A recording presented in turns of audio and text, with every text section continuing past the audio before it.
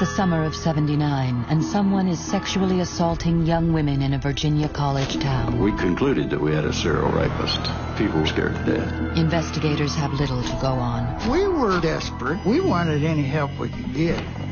Under the gun to solve the case, the police turn to a psychic. This rapist is apologizing to me. There's obviously some powers at work there. Oh my gosh, well, what are we into? Will the psychic help the police to stop a serial rapist before he becomes a serial murderer?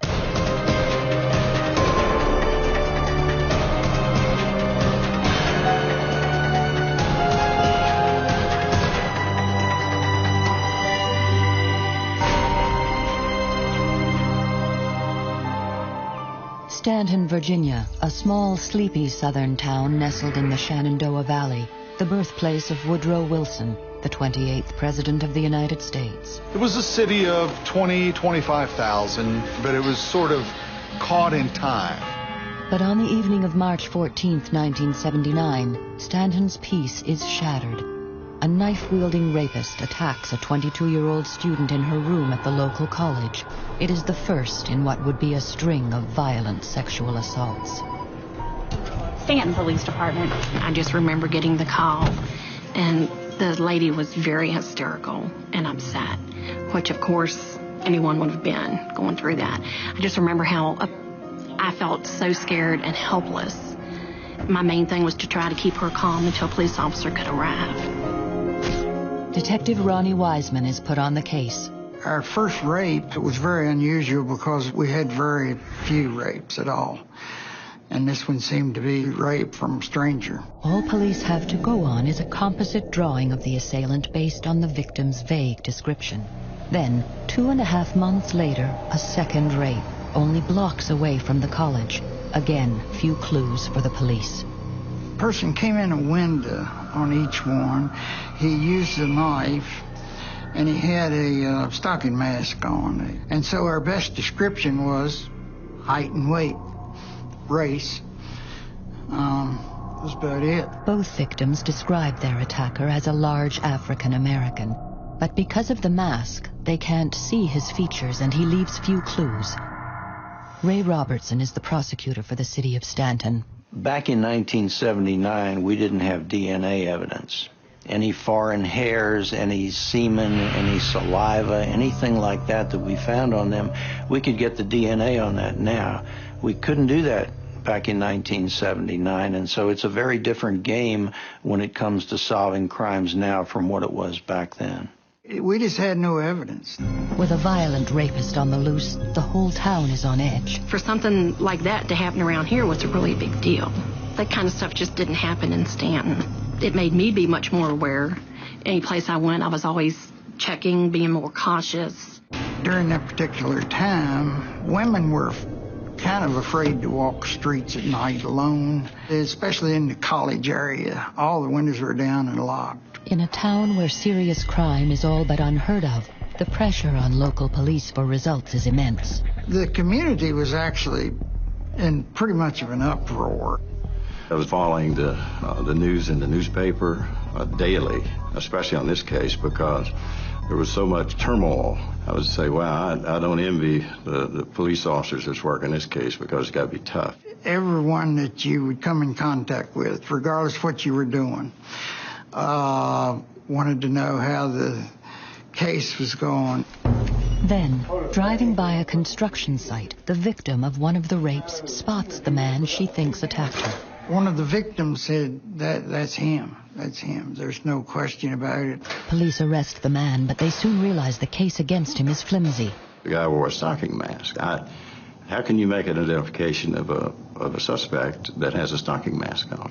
I think everyone knew that it was not right. He had been convicted of minor offenses that were very different from the type of offenses that a rapist usually commits, and I really didn't think he had done it. No sooner is the first suspect released than the other rape victim names a different man. A man she vaguely knows, and he too is arrested. He actually flunked a polygraph test, so on the basis of the victim identification and the polygraph results, he was arrested. Everyone seemed to say, oh boy, we got the guy. We can relax a little bit. But the police don't relax for long. Less than a month later, a third attack, just like the first two. Wearing a stalking mask and wielding a knife, a man climbs through a window and rapes a 32-year-old woman. All this while the investigators' prime suspect is behind bars. The second person that was arrested was in jail when the third incident happened. Really didn't think we had two people doing these acts. The suspect is released. It's very sad. The police were scrambling to get an arrest in the case. Women were on edge, and we were getting a little frustrated and maybe a little antsy, too, to solve some of these things. With 3 identical attacks, police believe, unless stopped, the man will almost certainly rape again. We realized after about 2 or 3, we had a serial rapist. This is something that was very new. We'd never had anything like this. Under intense pressure, Detective Wiseman calls in Special Agent Darrell Stillwell of the State Police. You had a person that was operating within about a 5-block area. There were all types of sightings, window peepings, entries into houses, burglaries, thefts of small items. The perpetrator's rapid escalation from petty burglary to violent rape makes police fear what he'll do next. The possibility that something will go down, a resistance that will cause a homicide. There's always the possibility of that. Then, 6 months after the rapes began, a chance event changes the whole course of the investigation. Psychic Norine Reneer arrives in town to give a talk at the local college about ESP and the paranormal. I had been teaching at Blue Ridge Community College, and at the very end of my lecture, a young lady stood up in the audience and asked me if I would do a public service. I said yes, and she told me that there had been a rapist in the town, and her sister had been one of the victims, and if I could hold her ring and see if I picked up anything. Norine uses psychometry, a common psychic technique. It seems that object has memory or goes beyond memory, and I can see images in my head. Norine holds the victim's ring while the student records her response. And I remember holding it and picking up several pieces of information that came into my mind. She had a tape recorder and was taping it. Despite knowing nothing about the case, Norine immediately connects with the horror that is gripping the town. I felt this small, peaceful, beautiful community was terrorized, certainly the women, because of this rapist attacking again and again. Norine also claims to see details of the actual crime. I remember seeing a stalking mask over. Desperate to see her sister's attacker brought to justice, the student takes the tape recording of the psychic to the police. Stalking mask. The cops are doubtful at first, but agree to listen to the tape. Like the student, they are impressed with what Norine has to say. Norine told us this guy had used a stalking mask and a knife in all his rapes. All the things that the victim had told us that never were reported in the media. Well, we were sort of in disbelief. How does she know this? Because these things weren't out. On September 2nd, a 4th woman is raped. The victim, a young woman who was babysitting for friends. And then, a few weeks later, the rapist, wearing his trademark stalking mask, strikes again, this time a 23-year-old woman. The public image of the Stanton Police Department plummeted. It was a worst-case scenario. With the attacks becoming more frequent and more brazen, the cops are willing to try anything, even a psychic. We were desperate. We wanted any help we could get. Dabbling in the paranormal to solve a crime is not conventional police procedure. We had no idea what we were getting into, and it was very new. I think that when the police first agreed to work with me, they had no clues, and he kept raping, and they had no information, so they thought, what do we have to lose? Can a psychic working with detectives help to track down a sexual predator before serial rape turns to murder? And we looked at each other and thought, oh my gosh, well, what are we into? In the summer of 1979, a violent sexual predator is haunting Stanton, Virginia. We concluded that we had a serial rapist. 5 violent rapes have been committed by a mysterious masked man carrying a knife. With few leads, the police have all but hit a wall. The public image of the Stanton Police Department plummeted. It was a worst-case scenario. In desperation, the detectives turn to psychic Norine Reneer, who has offered to help. I was just nervous. I had never worked for the police before. Today, Norine Reneer is one of America's best-known psychics.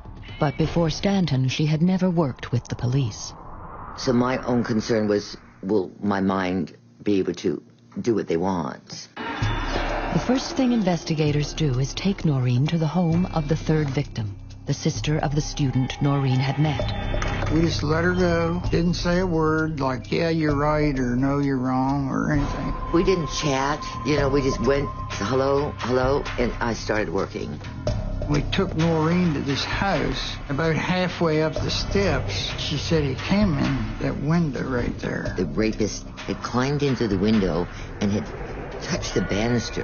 Norine's vision uncannily matches what the investigators already believe. We found a ladder laying in the yard, and we came to determine that the person went in a upstairs side window. These things had never gotten out. How could the psychic know something that hadn't been released to the public and the media? When he opened the window, in order to get in, he just had to sort of jump to the banister. That banister had given police the one hard piece of physical evidence they have. They'd gotten a real good palm print where he had to grab the banister. Walking through the home, Norine's paranormal visions of the attack come thick and fast. He was already waiting for her when she got home. They said, show us. She pointed to a room and said he was waiting back in that room for the victim to come home. That was true also. Before she got to the bedroom, she said, there's some violent activity up here. They looked at each other, but they didn't say anything. And then we walked in. She walked in the bedroom and sat down on the bed, and she started talking as if she were the victim. Stutters. Norine's description of the attack matches every detail of the victim's report. The rapist had come in the window. He had been hiding in wait. He had attacked her in her bedroom. Now, eerily, Norine claims she has taken on the role of the victim and reveals something startling about the rapist. He's apologizing to me. And I was so shocked. But it just was like a little scene from a movie, just that one quick little picture, and I could hear his words. I'm sorry. This bizarre detail that the rapist apologizes to his victims is already known to the investigators. She was in a car accident. He spoke to each victim, carried on very apologetic conversations. And he apologized to some of the victims. It was very, very unusual. But the psychic claims to have one more detail about the rapist. I feel like his pants and shirt, they match. He's wearing a uniform. I could feel the material, and uniforms have a special heaviness to it. And I could tell that the pants and the shirt matched. We were in disbelief. How does she know this? Because these things weren't out. Norine's first vision of the rapist suggests he's a laborer. But as she talks, she's also receiving other more cryptic psychic signals. What I'm seeing, it seems to be going around and around. The entire time, she would sit and talk, and she was drawing on the pad with a pencil, just drawing a perfect circle. Norine is sure the circles she's drawing mean something, but exactly what she can't say. I remember first seeing him driving something. I remember knowing that whatever he drove went around and around. She said, I have no idea what this means, but it has something to do with his occupation. Without knowing anything, the psychic has accurately described the attacks and given the investigators a profile of the serial rapist. There's obviously some powers at work there. It must be. And I've pretty much concluded that in my mind based upon this particular case. Impressed with what they've learned so far, the detectives take Norine to the home of the most recent victim. They never told me any information, never gave me any feedback. Taking me to a second victim's house, I knew that I must be on to something. There, she has a vision that would provide police with a vital clue. She claims to see where the rapist lives. You see this theater marquade, and I knew he lived real close. I remember feeling the brick. Which was very interesting because there was an old theater right in the vicinity where all this was occurring. Most of these things occurred within a mile and a half, or just within 5 blocks. Norine has told the cops where she believes the rapist lives, but she also knows how he can be identified. I wanted to go through his body to see if I could pick up any tattoos or scars. When I got to the knee, I could see the scar. First of all, it hurt. I remember the limping. Pretty deep scar on his leg that would cause him a slight limp. Very new to us. We had no idea. She was getting a pretty detailed picture of this attack.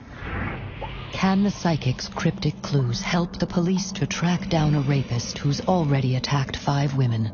And we had the information, but we didn't know what to do with it. In the summer of 1979, a serial rapist is terrorizing the college town of Stanton, Virginia.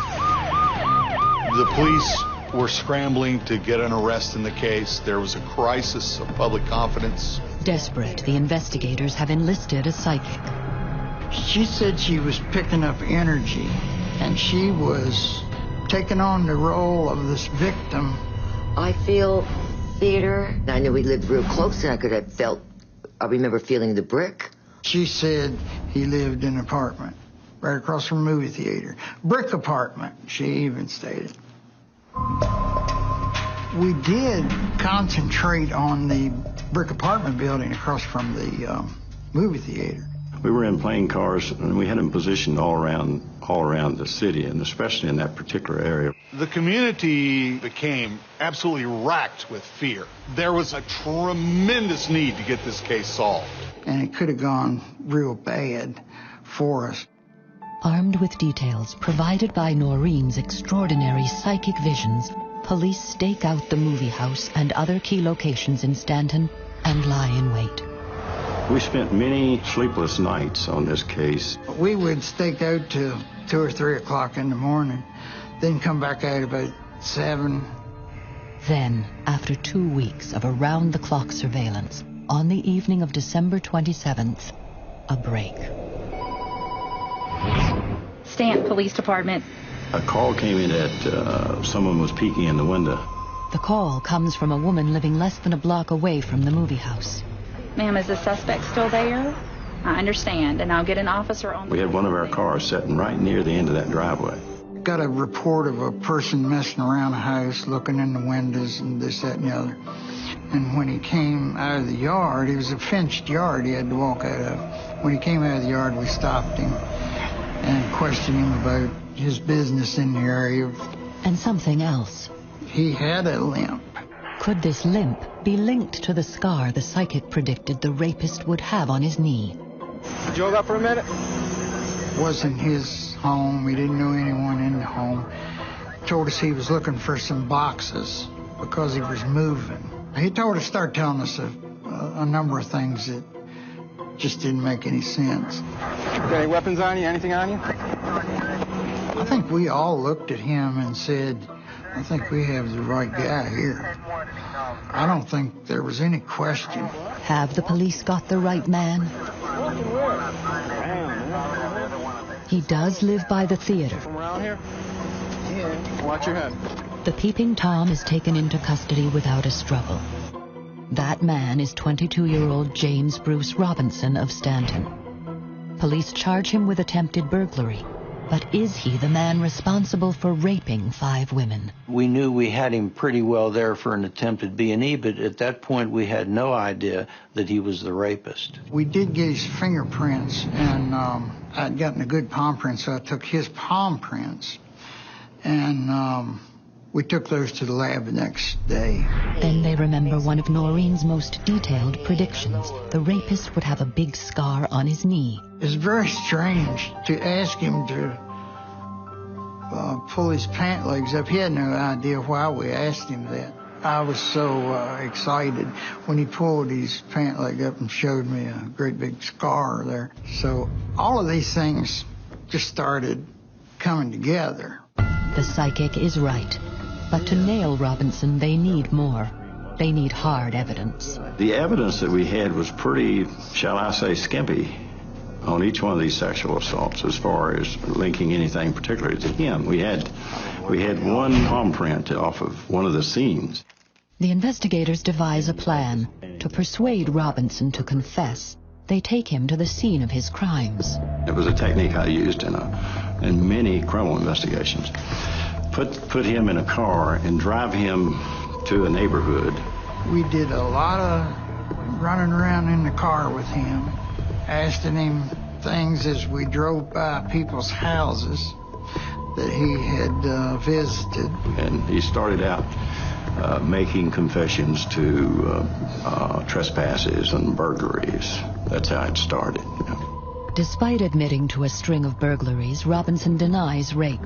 But then, suddenly... Sir, the lab just called back. Your palm print matches your suspect. We got a call over the radio that the lab had called and matched that palm print. He knew exactly now that he's had it. Confronted with the evidence, James Robinson breaks down and confesses to the rapes. He gave the police details that only the true rapist could have known. There's little doubt that Norine helped police put the serial rapist behind bars. Her remarkable insights were right on almost every count. She described how the perpetrator had entered the homes, how he had apologized to his victims. She told police the suspect lived close to a theater, that he limped, and he had a scar on his knee. This is Dixie movie theater. It's been here for years. And coincidentally, right across the street are the Woodward Apartments, and where the suspect was found to live. And what about those puzzling circles Norine drew? The suspect drove a cement mixer truck. He would leave the truck parked in front of the apartment or somewhere close, and he'd go in. I must admit I was very impressed by he drives something that goes round and round, and it turned out to be a cement mixer truck. That was pretty cool. Norine's vision of a man in uniform is also true. The night we picked him up, he had the shirt on. At the trial, the prosecution paint a chilling portrait of a man driven to rape and rape again. James Bruce Robinson pleads guilty and is sentenced to 5 concurrent 20-year sentences for the Stanton rapes. We were very impressed with Norine and the information that she was able to give us. It gives you a little extra something to look for, when you're out on the street. Everything that she gave came about. And then at the very end, when I left, as they were shaking my hands, they said, "When will we catch him?" And I thought for a second, and I said, "Before Christmas." And we got him on December 22nd. Called me later to thank me for my Christmas present.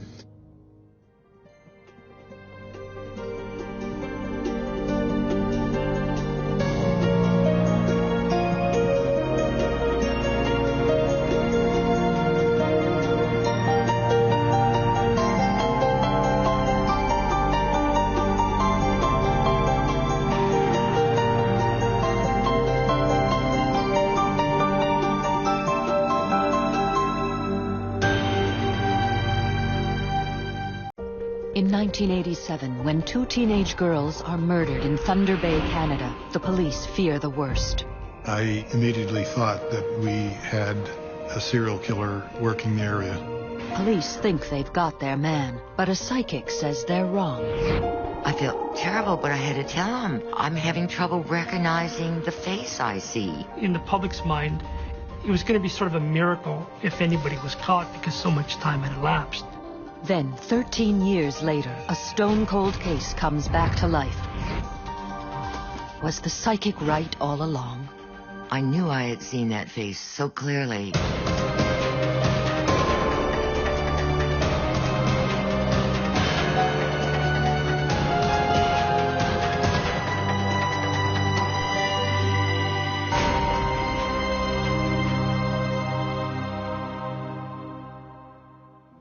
On the shores of Lake Superior sits Thunder Bay, Ontario, Canada. In the 1600s, a fur trading post. Today, a struggling industrial town. On Sunday, May 10th, 1987, Mother's Day, an elderly couple out on their morning walk discover the body of a young woman laying in a gravel pit. First to arrive on the scene is Constable Jerry Moran of the Ontario Provincial Police. The body was located right in this area here. The top had been pulled up and her jeans were undone. Her shoes were removed and laid beside the body. Police comb the scene and find a plastic bag containing a beer bottle and what appears to be the undergarments of their victim. The thing that was going through my mind at the time was somebody's Mother's Day had been ruined for the rest of their lives. But Detective Moran has a job to do and puts his personal feelings aside. You treat it very businesslike. You're detached. Any short-lived evidence, anything that weather could destroy, we have to try to preserve that as fast as possible. At the scene, police also find shoe prints and tire marks. The young woman is identified as 17-year-old high school student Donna Tebenham. The body of 17-year-old Donna Tebenham was found yesterday afternoon in a gravel pit north of the city. As for details, that's about all the OPP is releasing so far. The circumstances surrounding it dictates that we are or have forwarded the body to the Center of Forensic Sciences in Toronto for expert examination. Donna Tebenham was your typical 16-year-old girl. You know, she went to school, she had friends. Julio Gomes is a local journalist for the Thunder Bay Chronicle. I've lived all my life in Thunder Bay, and at the time I was a teenager as well. And I know my own feeling was one of shock. An autopsy reveals she died of asphyxiation. There were small traces of alcohol in her body, but no drugs. A sample of semen is also recovered. Another curious clue. Tiny specks of blue paint were lifted from her clothing. The blue paint was at one point used on a specific year of pickup trucks. Anybody that wanted to paint their vehicle could have painted it that blue, but we had established based on the wheelbase and the axle width that it was a truck. Police learned that Donna had spent the previous evening visiting friends. She was last seen walking back from a local corner store at about 11 p.m. Calls from the public kept police busy, but brought them no closer to a suspect. We had so many suspects, or what could be considered persons of interest, but as it turned out, in all the cases, it was a dead end. People would come forward and just say that they have reason to suspect this person because they said something. They said they may have seen this girl at a party, or they said that they went to school with this girl and they've done things to this girl and things like that. They were blowhards at a party, most of them, that would just want to get attention for themselves and admit to doing anything. And all these guys were subsequently ruled out as suspects. Another snag. Partial fingerprints found on the beer bottle at the scene turn up no matches. With no suspects, and with no DNA testing in 1987, the semen sample sat on the shelf. The most promising clue police had appeared to be the blue repaint chips found on the body, but record-keeping back then was less exact.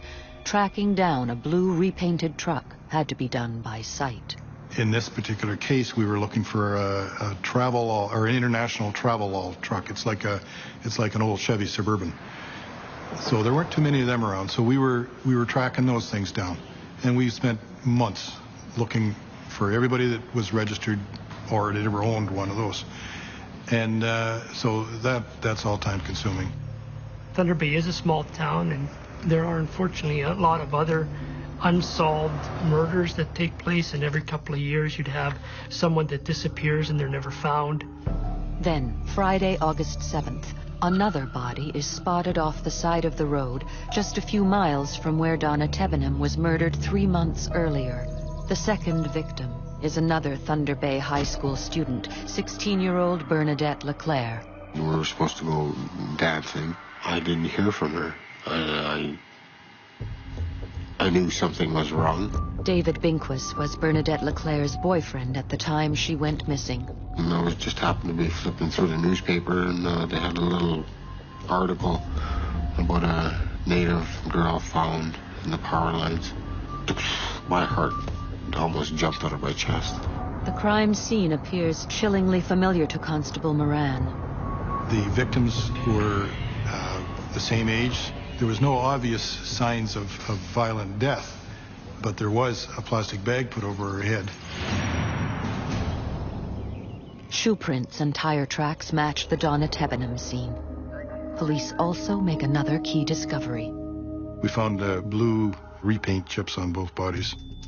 I immediately thought that we had a serial killer working the area. Then police get a promising lead. A woman walks into the station and says she knows who the killer is. She claims her boyfriend, who we will call Ron Newman, picked up a woman at the same corner store where Donna Tebenham was last seen the night she went missing. She was allegedly an eyewitness to the actual apprehension. So the police questioned him, and then they arrested him. And he was charged with 2 counts of murder. Attorney Lee Begg had been working on Ron Newman's case since the day the arrest was made. Police fingerprint Newman, but the prints don't match, and he doesn't drive a blue truck. But police aren't giving up so easily. We couldn't rule him out as a suspect just due to the fact that his prints didn't match what was found at our scene. He could have been wearing gloves. He could very well not have touched anything. Nobody minds defending a guilty person, but when it's an innocent person, the task becomes so much more serious, but you dare not make a mistake. And police would learn that they had made a big one. At a preliminary hearing, the OPP's case against Ron Newman falls apart. Well, she just didn't withstand cross-examination to the extent that the Crown had absolutely nothing to go on. There was no connection between my client and the murders whatsoever. Finally, after spending 6 months in jail, the charges are dropped. He was released, but unhappily for him, there was no one else to point the finger at. We weren't defeated. We were still interested in pursuing the case, albeit from a different angle. That different angle was a psychic. One evening I was watching a documentary that involved a woman by the name of Norine Reneer. The use of psychics in police investigations is commonplace, but in Canada, almost unheard of. Will the psychic lead the OPP to a brutal serial killer? I saw so clearly the face of the murderer. In Thunder Bay, Ontario, the murder of 2 teenage girls has the city demanding answers. Police have a suspect, but not enough evidence to convict. Desperate for clues, a cop calls a psychic. She had been successful with several American agencies, so I thought we had nothing to lose. Norine Reneer is a psychometrist who specializes in missing persons and homicide cases. I like touching something off the victims, and metal is better for me. It seems to be a better conduit. It holds the energy or images of what that individual saw just before he or she was killed. Detective Moran sends her a pair of earrings found on Donna Tebenham, as well as a necklace from Bernadette Leclerc. When I first start a case, I have to prove to the police that I'm real. And so I always tell them a few things they already know, usually how the person was killed, what he or she looked like when they were alive, a few things like that to gain their confidence in me as a credible psychic. And then they can ask questions, and my mind just sees what they ask. Yeah, I felt a little weird about the whole thing. I'd never been involved with a psychic. I'd never even been to a tea reader, but I figured, if it works, who am I to argue with it? Like most of her cases, Norine conducts her reading with Moran over the phone. When I held Donna's earring, I remember seeing her sort of light brownish hair, and I feel she had problems with her S's. I see braces. She described the victims very accurately, right down to the speech impediment on Tebenham and the character of Leclerc. I had Bernadette's necklace, so it wasn't that difficult to be able to describe her. I felt more fuller lips. I felt more feisty, confident, a little bit rebellious, again young. Then Norine astounds Moran by describing the murder. Remember, I couldn't breathe. Screaming. I'm having trouble breathing. Didn't feel any knives or guns or wounds of that sort, just not breathing. It started, being a little unusual that she would know some of this stuff, and I certainly wasn't given this information to her. Again, I closed my eyes, and I could feel, first of all, I felt a truck, and it was blue. It was low, and it had sort of a flat thing in the back of it. I was somewhat surprised because that's the color of the vehicle we were looking for, based on the paint chips found in both scenes. The eyes. I'm seeing the eyes now. On a face, when I close my eyes and I'm trying to describe the murderer, I don't see the whole face at one time. But the whole face is what the police need, so Norine sets up a circle group hoping to get a clearer picture of the killer. I'm seeing an eye. A circle group is people with like minds. We're all hopefully trying to get the same answers. I was teaching at the time, an ESP course, and some of my students had heard about the case that I was working on, and they wanted to become involved in it and help me see more. Large ears, more closer to the head. It was so clear. I saw it so clearly. I knew that if I had my artist draw it, that we would have a face for Constable Moran. She subsequently got a hold of a sergeant from an American police force that had worked with her before, and based on her description, he drew a composite sketch of what she thought our suspect should look like. Length. There was just a small space between the upper lip and the nose. I made a photostat copy of the sketch and sent it to Constable Moran and waited to hear what he had to say. When I got the Polaroid picture of the composite sketch, it didn't look like anybody in particular that we had looked at. Nothing. They didn't know who it was. I was devastated. I felt so like I was on, and he didn't know who my face was. I was just totally devastated. It looks like another dead end, but Moran is not willing to give up just yet. He sends the psychic a stack of photos, including the photo of Ron Newman. I didn't really recognize anyone in the lineup. I felt terrible, but I had to tell him I'm having trouble recognizing the face I see. At that point, I was somewhat disappointed, but I knew that there was no point in pursuing something that wasn't there. But before the cop gives up on the psychic, he has one more question. Will we get him, and when will we arrest him? And I said, yes, he's going to be 32 years old. He's going to have a mustache. And I saw the initial R. I didn't know if it was first or last name, but I saw R. Moran is stumped by Norine's clues. Ron Newman was 32 years old, and he had the letter R in his name, but the psychic sketch looks nothing like him. The description that she made, really, it was a stretch to make it fit Newman. The last conversation I had with Constable Moran was when he sent me the lineup of the faces, and that was the last time we spoke. At that point, the case didn't go very much further. I was taken from the case and put back on general duties because there was no other avenues of investigation to pursue.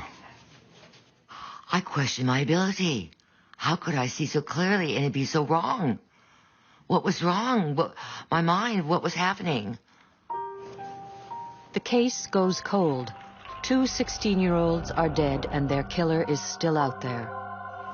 Police run occasional Crime Stoppers television spots, but no new leads surface. It always seemed like they were at a dead end, and that really in the public's mind, it was going to be sort of a miracle if anybody was caught because so much time had elapsed. In fact, 13 years go by. Then science steps in and reignites a cold case and confirms a psychic's long-forgotten vision.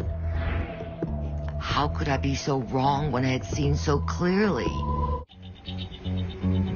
In Thunder Bay, Ontario, the murder of 2 teenage girls remains unsolved. 13 years pass, and then a breakthrough in fingerprinting technology offers new hope to cold cases. In August of 2000, an automated fingerprint identification system known as APHIS was upgraded to search and retrieve both finger and palm prints of convicted felons.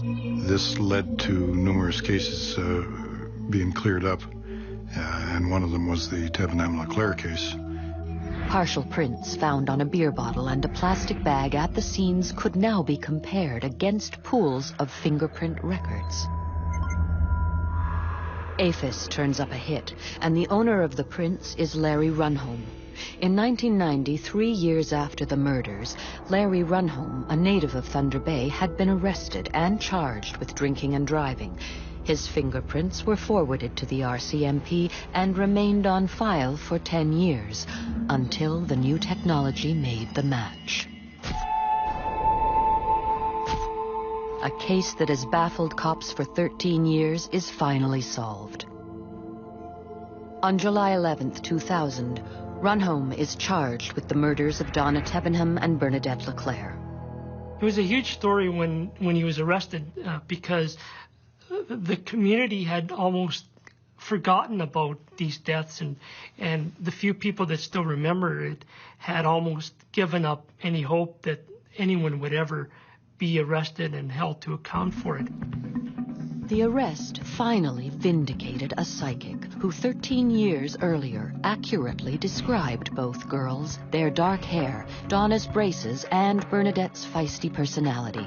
She even envisioned their deaths. I'm having trouble breathing. But it was her sketch of the killer that police turned a blind eye 2 years ago that now came back to haunt them.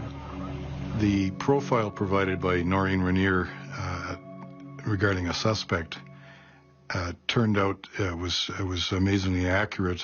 At the time of the murders, Mr. Runholm was only 19. We have a high school photograph, Mr. Runholm. The prominent nose, the full mouth, the length of the hair. Other puzzling clues offered by the psychic now seemed to make sense as well. I remember Constable Moran saying, "Will we get him, and when will we arrest him?" And I said, yes, he's going to be 32 years old. He's going to have a mustache. And I saw the initial R. I didn't know if it was first or last name, but I saw R. So I was overjoyed that my information was right. Sad that it didn't help in a timely manner. Runholm admits to intentionally killing both girls and avoids a jury trial by pleading guilty to second-degree murder. And Larry Runholm never took the stand, never explained anything. His lawyer said he has no memory of what happened, so he has nothing to offer. Runholm claims he can't remember what happened back in 1987 when the girls, both 16, were believed to have been raped and then suffocated 3 months apart. But Justice Stanley Carisco, in his sentencing address, says he saw no evidence of amnesia, and he says the families deserve an explanation for these sickening murders. You know, the guy is a vicious killer, sadistic, and the judge saw through him, and I'm very thankful for that. To this day, the police don't know exactly what happened the nights the 2 girls went missing. What they do know is that both girls were suffocated with a plastic bag. DNA testing of semen taken from both girls matched Larry Runholm, and blue paint chips found on both girls matched the paint and make of the truck he drove. Why did he do it? And how could he live with himself for the next 15 years, where ostensibly he was raising a family and leading a normal life? It's one of those just baffling things that you constantly think about and say, you know, what really happened? His plea of second-degree murder carries an automatic life sentence. The ruling of 20 years came as some satisfaction and closure for the families of the victims. Second-degree murder for two girls, I would have liked to have seen, 22, if not a little bit more. But I am pleased it's over. there was a certain amount of uncertainty that we had stepping in here today and just wondering where the judge was going to end up. So at 20 years, I think my sister was well served. Look at how many lives he's destroyed. I don't think he got what he deserves. But I know he'll get what he deserves where he's going. If the police had used the psychic sketch in their investigation, would the murders have been solved sooner? An article published a few weeks after Runholm's arrest revealed that police did have him in their sights, but he was somehow overlooked. He had lived on a road with his parents, and his parents were away all summer at a tourist camp, which they ran. And so he had the run of the house, came and went as he pleased. His house was on the same route that myself and my partner did a door-to-door knock on. And as it happens that the one side of the road that my partner was on was the same house that Mr. Runholm lived in. And he wasn't home the two times we went there. But we had, at that point, we had no reason to suspect Mr. Runholm of anything. He was just another name to be cleared. The police just using me is right, but they are not used to working with psychics, so they don't understand how we work and how they have to interpret our clues. It's not all factual the way in this reality. My goal, and still will be till it happens, is to train and teach the detectives how to do what I can do. In hindsight, the clues that Miss Reneer provided, although we were disappointed that we weren't able to successfully charge suspect number one, it did prove to be very accurate for suspect number two, although 13 years down the road. I'm glad I used the psychic because it sort of opens up a whole new avenue of investigation. We had nothing to lose by using her and everything to gain. How dare I had doubted my own psychic ability. So, yes, I was joyful and knowing that my ability was working and does work. And again, like faith, don't doubt, believe.